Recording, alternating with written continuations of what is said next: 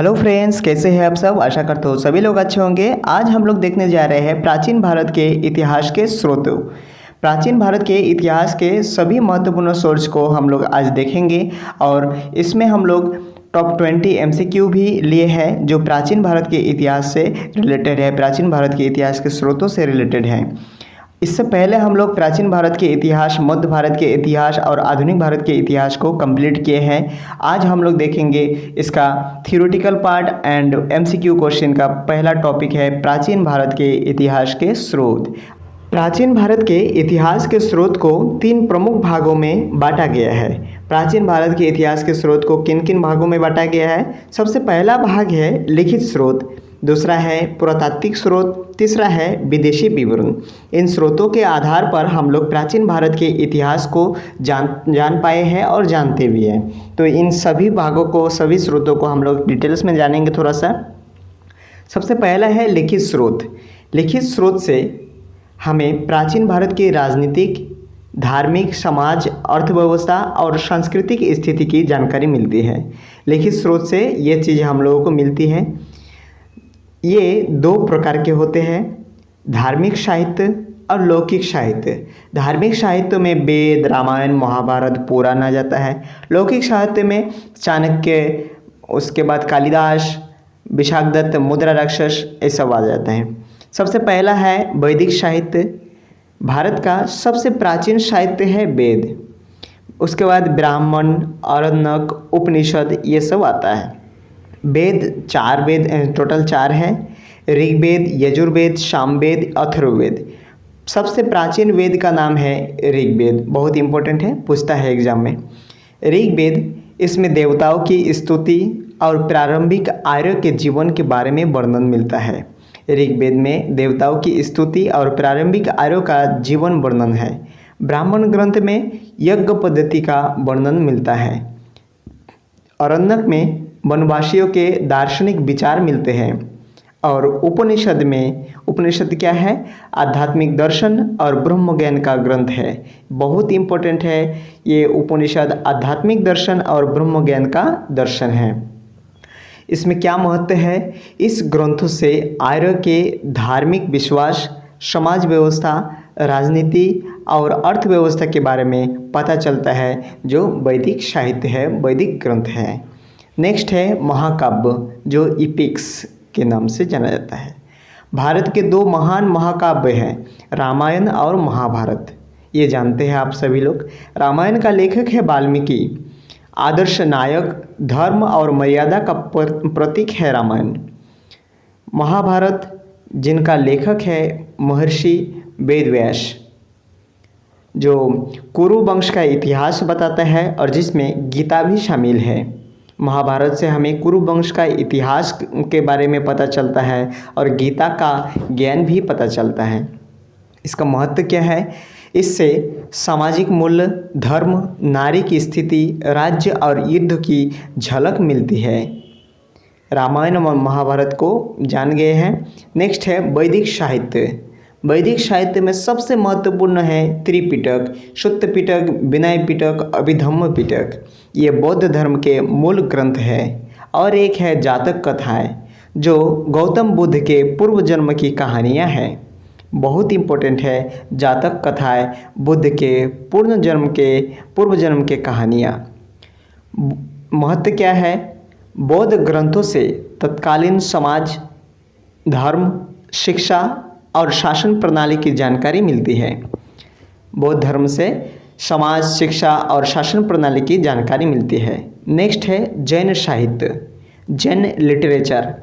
जैन धर्म के प्रमुख ग्रंथ है आगम, जिसे अंग भी कहा जाता है। इन ग्रंथों में महावीर और उनके अनुयायियों की शिक्षा दी गई है। महावीर और उनके अनुयायियों की शिक्षा दी गई है आगम में या अंग में। इसका महत्व क्या है? ये जैन समाज, नैतिकता और अहिंसा पर आधारित जीवन के बारे में बताते हैं। जैन धर्म का आधार क्या है? अहिंसा, नैतिकता और समाज। उसके बाद है पुराण। पुराणों की संख्या प्रमुख 18 है और उप पुराण है 18। जैसे कि आप सभी लोग जानते हैं, सबसे प्राचीन पुराण का नाम है मत्स्य पुराण। उसके बाद है वायु पुराण, विष्णु पुराण, ऐसे ऐसे 18 पुराण हैं। इसमें सृष्टि, वंशावली, तीर्थ, धर्म और कथाएं वर्णित है। पुराण से हमें राजाओं की वंशावली के बारे में पता चलता है। राजवंशों की वंशावली से इतिहास पुनर्निर्माण में सहायता मिलती है। इसलिए पुराण बहुत ही इम्पोर्टेंट है हमारे प्राचीन भारत के इतिहास को जानने के लिए। नेक्स्ट है लौकिक साहित्य में अर्थशास्त्र, जिनका लेखक है कौटिल्य। मौर्य काल के बारे में जानकारी के लिए सबसे प्रमुख ग्रंथ है कौटिल्य चाणक्य या विष्णुगुप्त के अर्थशास्त्र। चाणक्य, विष्णुगुप्त और कौटिल्य जो है चंद्रगुप्त मौर्य के प्रधानमंत्री और गुरुदेव थे। इसमें शासन, कर, अर्थव्यवस्था, जासूसी व्यवस्था का विस्तृत वर्णन है अर्थशास्त्र में। ये बहुत इम्पोर्टेंट पुस्तक है। राजनीतिक विज्ञान और प्रशासन की समझ के लिए यह ग्रंथ अमूल्य है। राजनीतिक विज्ञान और प्रशासन की समझ के लिए यह ग्रंथ अमूल्य है। नेक्स्ट है काव्य और नाटक साहित्य। कालिदास द्वारा रचित ग्रंथ है रघुवंशम, कुमार संभवम, अभिज्ञान शकुंतलम। विशाखदत्त के मुद्रा राक्षस, शूद्रक के मृच्छकटिकम। इनसे उस समय की संस्कृति, समाज और स्त्री की स्थिति का सजीव चित्र मिलता है। इन सारे साहित्य को आप लोग ध्यान से देखिएगा। एग्ज़ाम में बार बार पूछा जाता है मुद्रा राक्षस का लेखक कौन है? विशाखदत्त। इसको याद रखिएगा। पुरातात्विक स्रोत में क्या क्या आता है? पुरातात्विक स्रोत इतिहास का भौतिक प्रमाण प्रदान करता है। इनसे सभ्यता और संस्कृति के ठोस प्रमाण मिलते हैं। पुरातात्विक स्रोत बहुत इम्पोर्टेंट है क्योंकि इससे सभ्यता और संस्कृति का ठोस प्रमाण मिलता है। अभिलेख, इंस्क्रिप्शन, पत्थर, धातु या स्तंभों पर खोदे गए लेख को अभिलेख कहा जाता है। उदाहरण अशोक के शिलालेख, हर्ष के अभिलेख, इलाहाबाद प्रशस्ति। अशोक के शिलालेख ज़्यादातर ब्राह्मी लिपि में, प्राकृतिक भाषा में और खरोष्टी लिपि में लिखा गया। हर्ष के और इलाहाबाद प्रशस्ति संस्कृत भाषा में लिखा गया। इसका महत्व क्या है? राजाओं की नीति, धर्म, युद्ध, प्रशासन और राज्य सीमा के बारे में जानकारी मिलती है इन अभिलेखों से। ये अभिलेख उनकी स्थिति, धर्म, युद्ध, प्रशासन के बारे में जानकारी देती है। नेक्स्ट है स्थापत्य कला और स्मारक। स्तूप। स्तूप में सांची के स्तूप और भरहुत के स्तूप बहुत इम्पोर्टेंट है, जो गौतम बुद्ध से रिलेटेड है।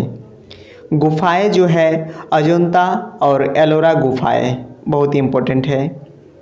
मंदिरों में कैलाशनाथ, बृहदेश्वर मंदिर, ये तात्कालिक कला, धर्म और तकनीकी कौशल के प्रमाण मिलते हैं। प्राचीन भारत के तात्कालिक कला, धर्म और तकनीकी की कौशल का प्रमाण मिलता है इन साहित्यिक और स्थापत्य कला से। नेक्स्ट है विदेशी यात्रियों का विवरण। चीनी यात्री।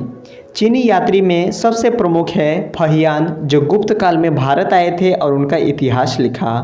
हुएनसांग, जो हर्षवर्धन के समय आए थे और उनके बारे में लिखा। इत्सिंग पल्लव काल में आए थे। इन यात्रियों ने बौद्ध धर्म, शिक्षा प्रणाली और सामाजिक स्थिति का वास्तविक चित्र दिया है। सभी के सभी बौद्ध धर्म के बारे में जानकारी के लिए आए थे और हमारे भारत के इतिहास को लिख के गए हैं। इन्होंने भारत के इतिहास की जीवित प्रमाण दिए हैं। नेक्स्ट है अरब और फारसी यात्री। विदेशी विवरण में ये भी बहुत इम्पोर्टेंट है। अल बरूनी, मोहम्मद गजनबी के साथ ये भारत आया था और उन्होंने किताब उल हिंद लिखा था। अल बरूनी जो मोहम्मद गजनबी के साथ भारत आया और इन्होंने किताब उल हिंद लिखा। इब्न बतूता जो मोरक्को के निवासी थे, जो मोहम्मद बिन तुगलक के समय भारत आए थे। इसने मध्यकालीन भारतीय समाज और शासन व्यवस्था के बारे में विस्तृत जानकारी दिया है। अल बरूनी, किताब उल हिंद, इब्न बतूता मोहम्मद बिन के समय भारत आए थे, मोहम्मद बिन तुगलक के समय भारत आए थे। निष्कर्ष क्या आता है? प्राचीन भारत का इतिहास किसी एक स्रोत पर आधारित नहीं है। प्राचीन भारत का इतिहास किसी एक स्रोत पर आधारित नहीं है। इसके पुनः निर्माण में लिखित ग्रंथ, अभिलेख, सिक्के, स्थापत्य और विदेशी विवरण सभी का योगदान है। इसलिए लिखित ग्रंथ, अभिलेख, सिक्के, स्थापत्य और विदेशी विवरण सभी को समान भाग में देखना चाहिए। इन सब के समन्वय से हमें भारतीय सभ्यता, संस्कृति, धर्म और शासन व्यवस्था की संपूर्ण जानकारी मिलती है। प्राचीन भारत के इतिहास के स्रोत बहुत इम्पोर्टेंट है, इसलिए इसको ध्यान से देखिएगा, एग्ज़ाम में बार बार पूछा जाता है। नेक्स्ट है प्राचीन भारत के इतिहास के प्रमुख स्रोते जो लिखित, पुरातात्विक और विदेशी स्रोते हैं, जिसको एग्ज़ाम में बहुत बार पूछा गया है, इसको याद रखना है। अर्थशास्त्र जो मौर्य शासन का प्रमुख ग्रंथ है, चाणक्य, कौटिल्य और विष्णुगुप्त द्वारा लिखा गया था। राजतरंगिणी भारत का प्रथम ऐतिहासिक ग्रंथ है जो कल्हण द्वारा लिखा गया है। अशोक के शिलालेख का भाषा है ब्राह्मी और खरोष्ठी। कुछ जगह में अरमाइक लिपि में भी मिला है। फाहियान जो गुप्तकालीन यात्री है फाहियान। नेक्स्ट है ह्वेनसान जो हर्षवर्धन के समय भारत की यात्रा किया था, भारत आए थे। ह्वेनसान नालंदा विश्वविद्यालय में पढ़े थे और टीचर भी थे। मेगास्थनीज जो इंडिका के लेखक हैं, मौर्य काल के ग्रीक दूत थे। जेम्स प्रिंसेप जिन्होंने ब्राह्मी लिपि का पाठ किया है 1837 ईस्वी में। जेम्स प्रिंसेप ब्राह्मी लिपि का पाठक है 1837 में। हड़प्पा सभ्यता का पुरातात्विक खुदाई से ज्ञात होता है कि हड़प्पा सभ्यता हमारे भारत की प्राचीन सभ्यता है। पुराण से हमें वंशावली और धार्मिक इतिहास का प्रमुख जानकारी मिलता है। गुप्तकालीन वंशावली और धार्मिक इतिहास के बारे में पुराणों से पता चलता है। आइए शुरू करते हैं इन सभी स्रोतों से कुछ प्रमुख एमसीक्यू क्वेश्चन। सबसे पहला एमसीक्यू क्वेश्चन, प्राचीन भारत के इतिहास के स्रोत कितने प्रमुख माने जाते हैं? 2, 3, 4, 5। प्राचीन भारत के इतिहास के स्रोत कितने प्रमुख माने जाते हैं? इसका सही उत्तर होगा 3। आप सभी लोग जानते हैं। सबसे पहला क्या है? सबसे पहला है लिखित स्रोत, दूसरा है पुरातात्विक स्रोत, तीसरा है विदेशी विवरण। इन तीनों से हमें भारतीय सभ्यता, संस्कृति और शासन प्रणाली के बारे में जानकारी मिलती है। प्राचीन भारत के इतिहास के स्रोतों को 3 भाग में बांटा है: लिखित स्रोत, पुरातात्विक स्रोत और विदेशी विवरण। नेक्स्ट क्वेश्चन है 2 नंबर। निम्नलिखित में से कौन सा वैदिक साहित्य का भाग है? त्रिपिटक, आगम, यजुर्वेद, इंडिका। वैदिक साहित्य का भाग क्या है?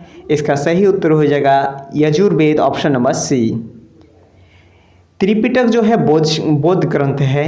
यजुर्वेद 4 वेदों में से एक है। यह यज्ञों प्रयुक्त मंत्रों का संग्रह है। इससे वैदिक काल की धार्मिक और सामाजिक जानकारी मिलती है। नेक्स्ट क्वेश्चन है क्वेश्चन नंबर 3। अर्थशास्त्र ग्रंथ किसने लिखा है? अर्थशास्त्र ग्रंथ किसने लिखा है? Option A Kalidasa, option B Banabhatta, option C Kautilya, option D Harshavardhana. Kalidasa का अभिज्ञान शकुंतलम, बाणभट्ट कौटिल्य का अर्थशास्त्र। इसका सही उत्तर हो जाएगा ऑप्शन सी कौटिल्य, चाणक्य या विष्णुगुप्त का अर्थशास्त्र। कौटिल्य या चाणक्य ने मौर्य काल में अर्थशास्त्र लिखा था। यह ग्रंथ शासन, प्रशासन, कर व्यवस्था और अर्थनीति का विस्तृत विवरण देता है। Next question number 4। हर्षचरित के लेखक कौन थे? हर्षचरित के लेखक कौन थे? Option A Kalidasa, option B Banabhatta, option C Panini, option D Patanjali. आप सभी लोग जानते हैं इनसे रिलेटेड क्वेश्चन हर एग्ज़ाम में पूछा जाता है। इसका सही उत्तर हो जाएगा बाणभट्ट। बाणभट्ट हर्षवर्धन के दरबारी कवि थे जिन्होंने हर्षचरित लिखे थे। उन्होंने हर्षचरित में हर्षवर्धन के जीवन और शासन व्यवस्था के बारे में वर्णन किया है। बाणभट्ट जो हर्षवर्धन के दरबारी कवि थे, इन्होंने हर्षचरित लिखे थे। बहुत इंपॉर्टेंट है बाणभट्ट के बारे में। नेक्स्ट क्वेश्चन है, राजतरंगिणी ग्रंथ के लेखक कौन था? राजतरंगिणी ग्रंथ के लेखक कौन था? Option number A Kalidasa, option B Kalhana, option C Harsha, option D Vishakha Datta. तो इसका सही उत्तर आप सभी लोग जानते हैं। इसका सही उत्तर हो जाएगा option number B Kalhana. Kalhana ने राजतरंगिणी नामक ग्रंथ लिखा है। इस ग्रंथ में कश्मीर का इतिहास है। 12वीं सदी में कश्मीरी इतिहासकार कलहन ने राजतरंगिणी की रचना किया था। यह कश्मीर के राजाओं का क्रमिक इतिहास बताता है। कलहन के इस राजतरंगिणी से कश्मीर के राजाओं का क्रमिक इतिहास मिलता है। नेक्स्ट क्वेश्चन है, मेगस्थनीज ने किस ग्रंथ की रचना किया है? मेगस्थनीज ने किस ग्रंथ की रचना किया है? Option A Indica, option B Arthashastra, option C Milindapanha, option D Harshacharita. तो इसका सही उत्तर हो जाएगा option number A Indica. Greek दूत मेगस्थनीज चंद्रगुप्त मौर्य के समय भारत आया था। इन्होंने इंडिका में भारतीय समाज, प्रशासन और संस्कृति का वर्णन किया है। तो मेगस्थनीज जो है ग्रीक का दूत है जो चंद्रगुप्त मौर्य के समय भारत आए थे। इन्होंने इंडिका नामक पुस्तक लिखे हैं जो भारतीय समाज, प्रशासन और संस्कृति का वर्णन करता है। नेक्स्ट क्वेश्चन है क्वेश्चन नंबर 7, त्रिपिटक किस धर्म से संबंधित है? त्रिपिटक किस धर्म से संबंधित है? ऑप्शन नंबर ए जैन धर्म, ऑप्शन बी बौद्ध धर्म, ऑप्शन सी वैदिक धर्म, ऑप्शन डी सिख धर्म।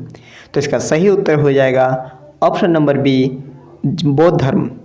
त्रिपिटक बौद्ध धर्म के 3 प्रमुख ग्रंथ का नाम है। 3 प्रमुख ग्रंथ हैं जो त्रिपिटक के नाम से जाना जाता है, विनय पिटक, सुत्त पिटक, अभिधम्म पिटक। इनसे बुद्ध के उपदेश, बौद्ध जीवन शैली की जानकारी मिलती है। गौतम बुद्ध के उपदेश और बौद्ध जीवन शैली के बारे में जानकारी मिलता है त्रिपिटक से। सुत्त पिटक, विनय पिटक और अभिधम्म पिटक को याद रखिएगा, ये बौद्ध धर्म का साहित्य है। नेक्स्ट है, जैन धर्म के मूल ग्रंथ क्या कहलाते हैं? जैन धर्म के मूल ग्रंथ को क्या कहा जाता है? Option number A Upanishad, option B Tripitaka, option C Agama, option D पुराण। तो जैन धर्म के मूल ग्रंथ को आगम कहा जाता है। इसका सही उत्तर हो जाएगा ऑप्शन नंबर सी आगम। जैन धर्म के पवित्र ग्रंथों को आगम कहा जाता है। इनमें महावीर स्वामी के उपदेश और जैन सिद्धांतों का वर्णन मिलता है। आगम में महावीर स्वामी का उपदेश और जैन सिद्धांत का वर्णन मिलता है।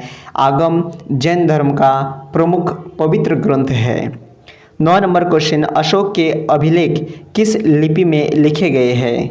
अशोक के अभिलेख किस लिपि में लिखे गए हैं? Option A Devanagari, option B Brahmi, option C अरबी, ऑप्शन डी खरोष्ठी। तो इसका सही उत्तर क्या हो जाएगा? अशोक के अभिलेख ब्राह्मी लिपि में लिखा गया है।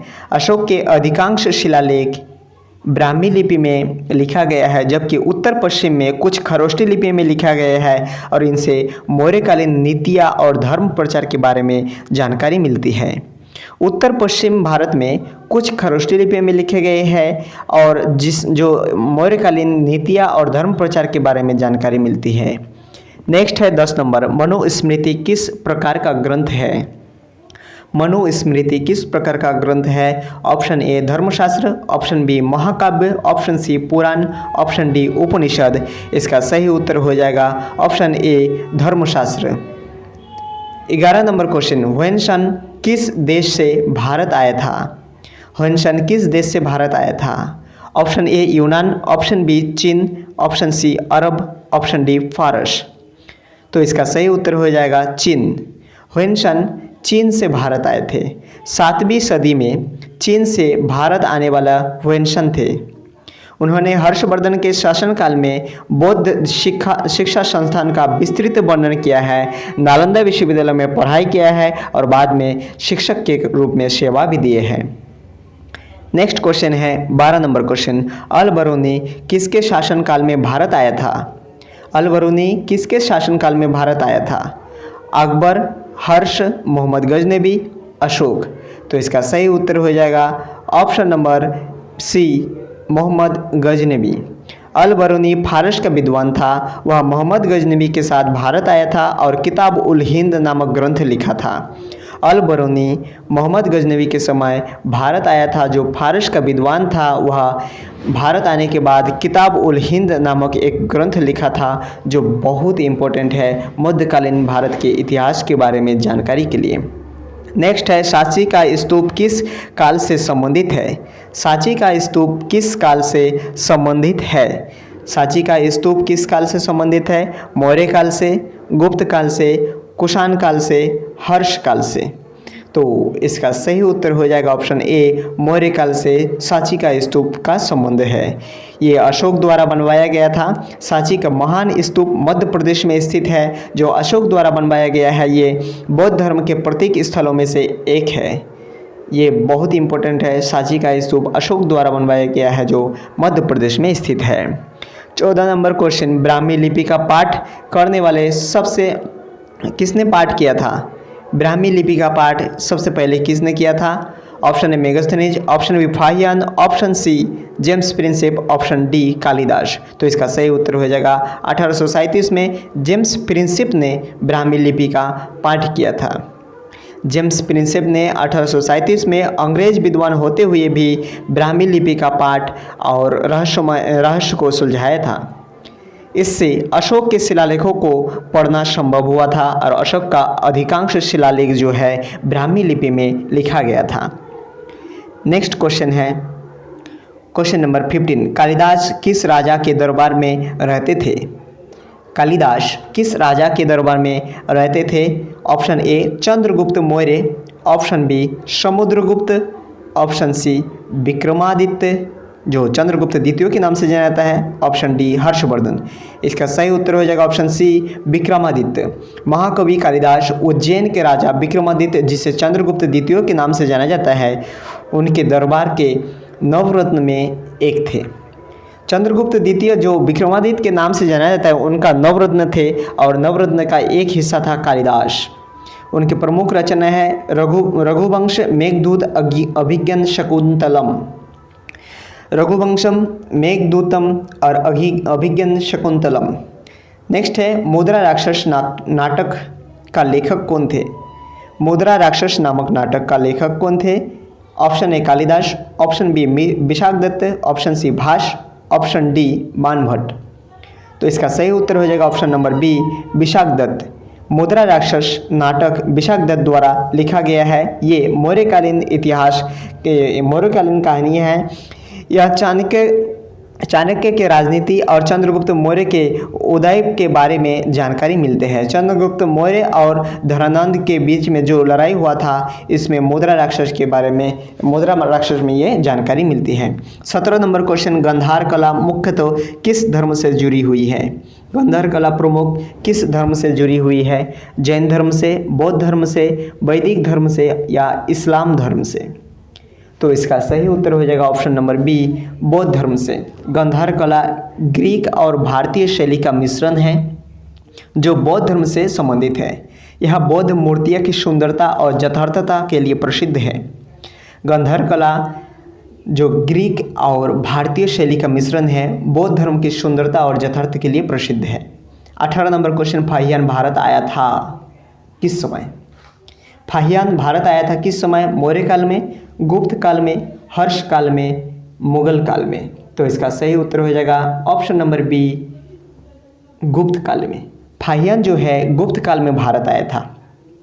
फाहियान गुप्त सम्राट चंद्रगुप्त द्वितीय के समय भारत आया था, जिसे विक्रमादित्य के नाम से जाना जाता है। चंद्रगुप्त द्वितीय के समय फाहियान भारत आए थे। हुएनसन हर्षवर्धन के समय भारत आए थे और फाहियान ने धर्म, समाज और कानून की प्रशंसा किया था। चंद्रगुप्त द्वितीय के धर्म, समाज और कानून की प्रशंसा किया था फाहियान ने। Next question 19 number question, Rajatarangini किस राज्य के इतिहास के बारे में जानकारी देती है? Option number A Magadha, option B Ayodhya, option C Kashmir, option D Pataliputra. Kalhana के राजतरंगिणी कश्मीर के बारे में जानकारी देती है। इसका सही उत्तर हो जाएगा option number C Kashmir Rajatarangini Kalhan द्वारा लिखा गया है, जो कश्मीर के राजाओं का क्रमबद्ध इतिहास है। राजतरंगिनी कन्हन द्वारा लिखित कश्मीर के राजाओं का क्रमबद्ध इतिहास है। इससे भारत का पहला ऐतिहासिक ग्रंथ भी कहा जाता है। राजतरंगिनी कन्हन द्वारा लिखा गया था और इसे भारत का पहला ऐतिहासिक ग्रंथ है जो कश्मीर के क्रमबद्ध राजाओं के बारे में जानकारी देते हैं। नेक्स्ट है 20 नंबर क्वेश्चन, हड़प्पा सभ्यता की जानकारी हमें किससे मिलती है? हड़प्पा सभ्यता के बारे में जानकारी हमें किससे मिलती है? ऑप्शन ए वेदों से, ऑप्शन बी पुरातात्विक खुदाई से, ऑप्शन सी पुराणों से, ऑप्शन डी यात्रा विवरण से। तो इसका सही उत्तर हो जाएगा ऑप्शन नंबर बी पुरातात्विक खुदाई से। पुरातात्विक खुदाई से 1921-22 में हड़प्पा और मोहनजोदड़ो की खुदाई से सिंधु घाटी सभ्यता का पता चलता है। दयाराम साहनी और राखाल दास बनर्जी द्वारा 1921-22 में हड़प्पा सभ्यता और मोहनजोदड़ो की खुदाई किया गया था और इससे सिंधु घाटी सभ्यता के बारे में पता चलता है। इन खुदाइयों से नगर योजना, व्यापार और संस्कृति के बारे में भी जानकारी मिलती है। प्राचीन भारत के इतिहास के स्रोत का टॉपिक यहीं पे समाप्त करता हूँ। थैंक यू दोस्तों, वीडियो को अंत तक देखने के लिए बहुत बहुत शुक्रिया। आज हम लोग प्राचीन भारत के इतिहास के स्रोत कंप्लीट किए हैं और आने वाले टाइम में हर टॉपिक को लेंगे और कुछ थ्योरी और कुछ MCQ क्वेश्चन को देखेंगे। वीडियो अगर अच्छा लगे तो एक लाइक कर दीजिएगा। थैंक यू दोस्तों, थैंक यू। जय हिंद। मिलते हैं नेक्स्ट वीडियो में, तब तक के लिए स्वस्थ रहिएगा, मस्त रहिएगा।